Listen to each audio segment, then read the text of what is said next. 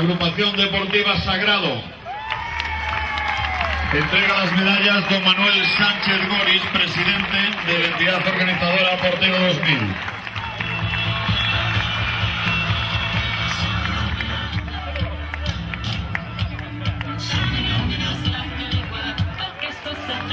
Manolo. 11º clasificado, Figueiredo Club de Fútbol.